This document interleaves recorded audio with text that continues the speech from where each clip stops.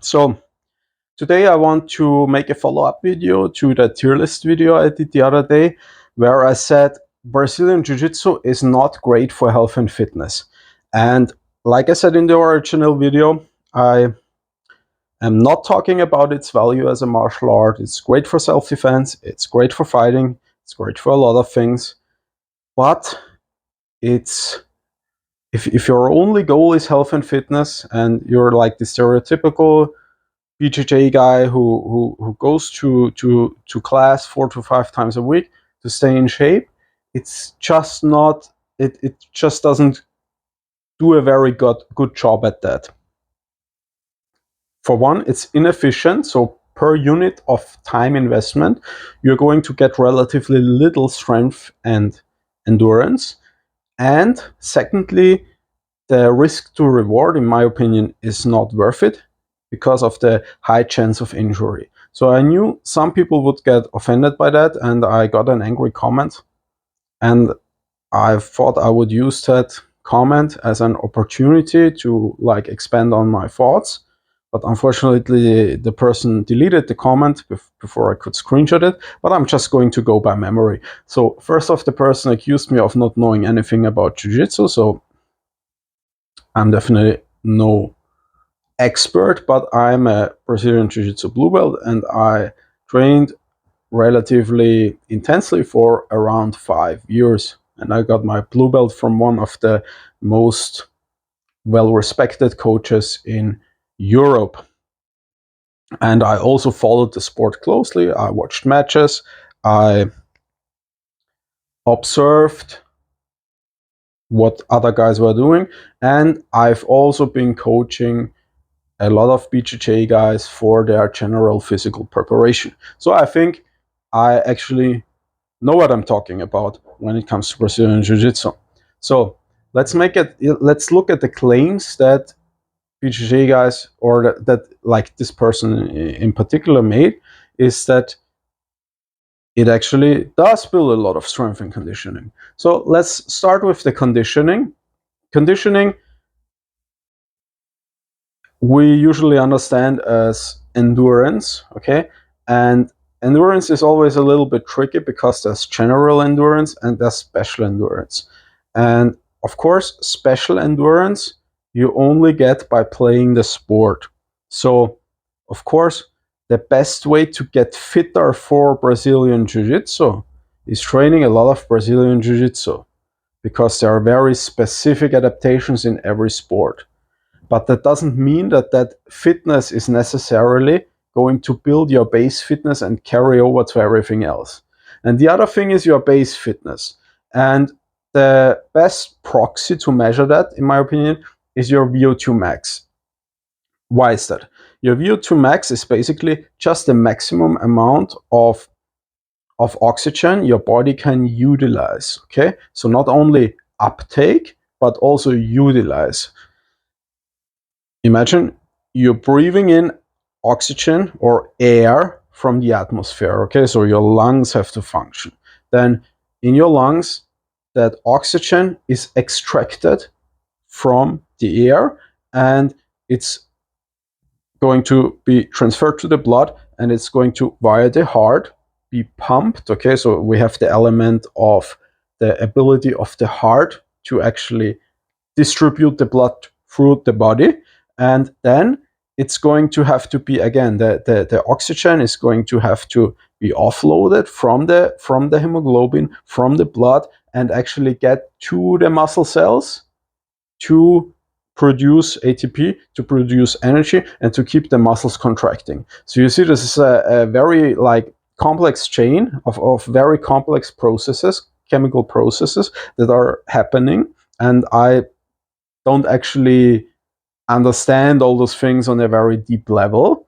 But you see, a lot of things have to go right for you to have a high VO2 max. And that's why it's a good proxy to measure, because your organism has to function very, very well. And we can now look at the VO2. So we can now look at the VO2 max of jiu-jitsu athletes and compare it to other sports. Okay, and there is one study I found. It's called the Physical and Physiological Profiles of Brazilian Jiu-Jitsu Athletes, a systematic review. So basically what they did is they looked at all the available like data, all the studies, and kind of pulled all the data together and draw some conclusions. Okay. And we go right to the conclusions. Here is like the key finding. The different studies showed VO2 max values between 42 and 52 milliliters per kilogram per minute, and it seems that aerobic fitness does not discriminate among Brazilian Jiu-Jitsu athletes of different competitive levels. So VO2 max is measured in milliliters per kilogram per minute. Okay, and here the values were between 42 and 52. So what does it mean? 42 is relatively low. That's basically a sedentary person. Okay, a VO2 max of 42 is really pretty bad.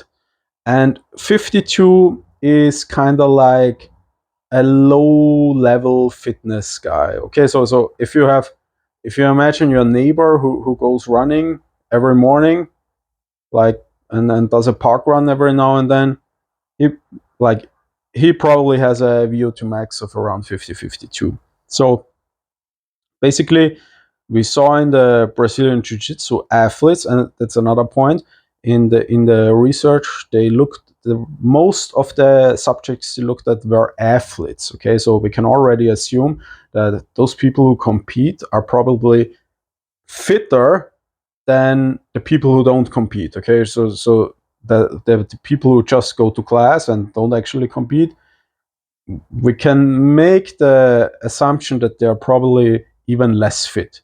Okay, so those athletes on the low level, basically like a sedentary person; on the higher level, like a pretty fit guy, but nothing spectacular. And if you look at the second part of the sentence, it seems that aerobic fitness does not discriminate among Brazilian Jiu-Jitsu athletes of different competitive levels. So what does it mean? That means even the top guys, they weren't any fitter. So they were better at Brazilian Jiu-Jitsu. Presumably, they trained a lot more Brazilian Jiu-Jitsu to get that good, but they weren't any fitter than the recreational guys. So what does that tell you? That Brazilian Jiu-Jitsu by itself is probably not a very good way to get fit. And we can just like, you can just look like, for example, the top guy is Gordon Ryan. Like, he's obviously extremely good at jiu-jitsu. His technical ability, his coordination is very high. He's very strong because he's big and takes steroids. But does he look like he have a good VO2 max? Like, if you put him into any other, like into a CrossFit class, if you put him into a 5K run, if you put him into a rowing competition, do you think he would do particularly well? Probably not. Okay, and I don't think he would disagree with me there, because it's, yeah. And we have this is mentioned here in the study again. An analysis of the table shows that aerobic fitness is not able to discriminate the performance of Brazilian Jiu-Jitsu athletes of different competitive levels. Okay, so basically you need some basic fitness to compete at the high level, but it's not very high. Okay, and maybe if you have higher fitness, it's going to carry over and actually make you better at jiu-jitsu, but it's not so crucial that it's a prerequisite, and the jiu-jitsu itself doesn't seem to develop it.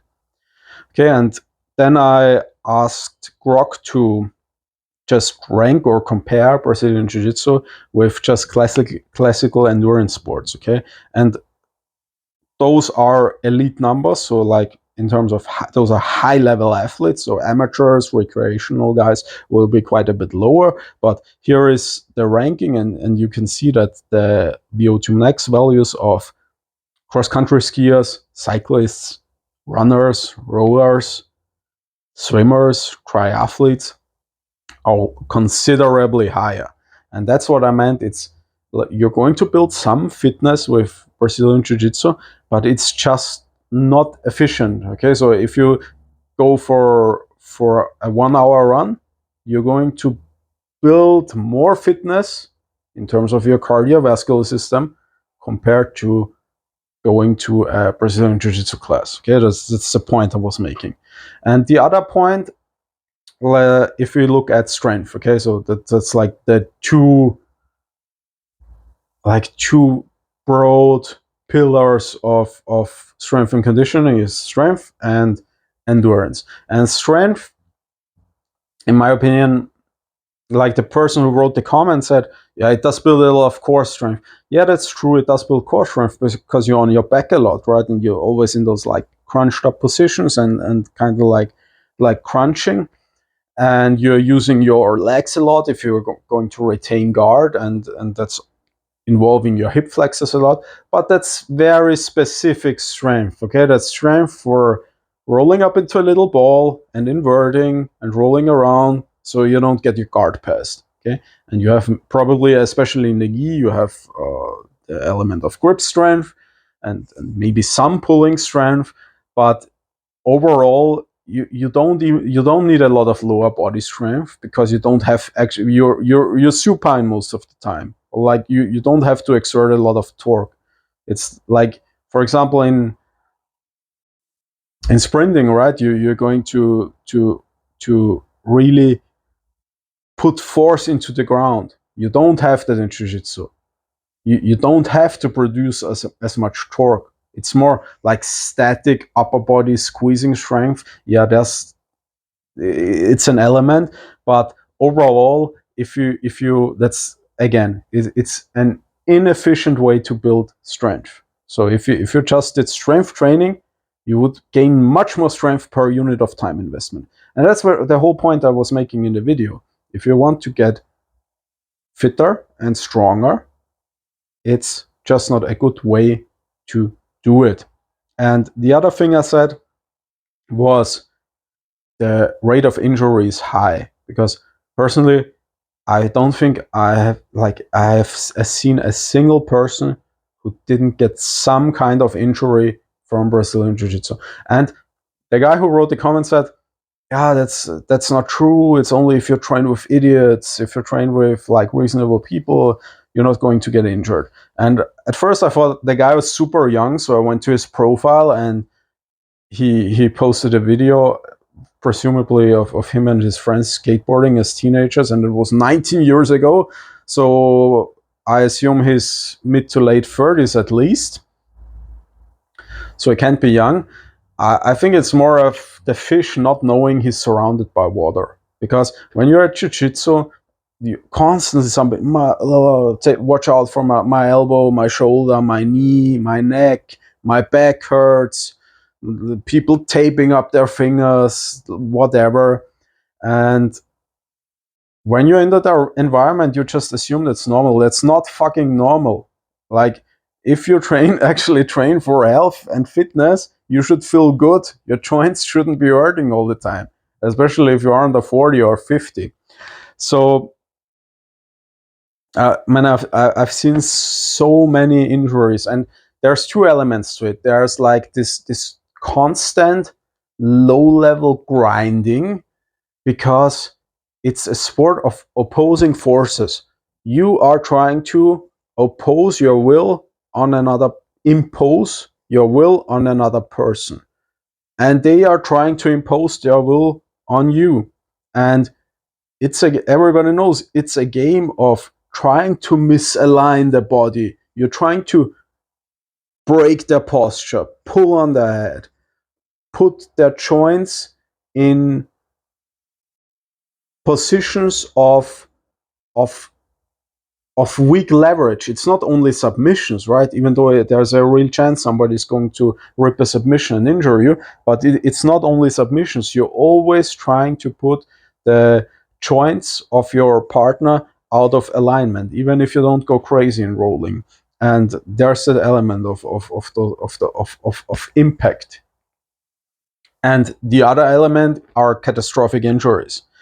And it's a chaotic sport. Yes, if you train with idiots, you if you avoid idiots, there's going to be less of a chance of catastrophic injuries, but it still can happen. Okay, freak accidents happen all the time in jiu-jitsu, and it just takes one freak accident to change the course of your life forever. And the same with the idiots. You don't always like they don't have idiot written on their forehead.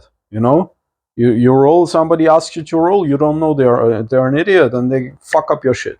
Okay. One example is there was this guy who had like a very successful YouTube channel, Rokas from Latvia, and he used to be a traditional martial arts aikido guy, and later got into like real martial arts, quote unquote, and did an MMA fight, I believe, Brazilian Jiu-Jitsu. It was a really cool story arc, really cool guy, cool channel. And unfortunately, he got badly injured at Brazilian Jiu-Jitsu class when a guy just hit a Kanibazami or a scissor takedown from standing on him and just smashed his knee to bits. And his knee will never be the same again. And it later turned out that the guy is a psycho and already did that to others. And he didn't know that. Okay. So it just takes one idiot to ruin your life. So that's not to say Brazilian Jiu-Jitsu isn't a beautiful practice and it can't be worth it, and that it's not able to mitigate the risks.